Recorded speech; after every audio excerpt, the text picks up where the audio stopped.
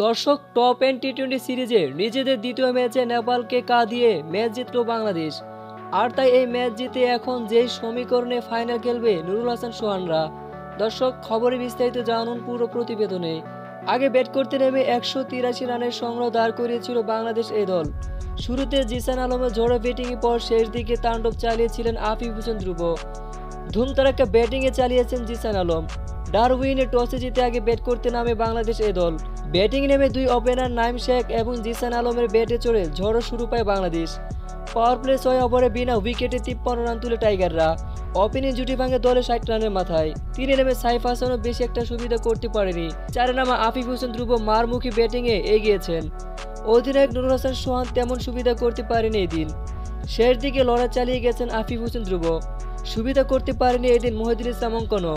নির্ধারিত 20 ওভার শেষে 6 উইকেট হারিয়ে 153 রান তুলে বাংলাদেশ এ দল। জবাবে নেপাল দারুণভাবে শুরু করে এরপর হাসান মাহমুদ তাদের ওপেনিং জুটি ভেঙে দেয়। সেই সাথে নেপাল একটু চাপে পড়ে। তারপর রাকিবুল তুফাইলরা মিলে বাকি কাজটা করে নেয় নেপালকে গুটিয়ে দিয়ে। আর তাতে বাংলাদেশ হেসে গেলে দারুণ এক জয় পায়।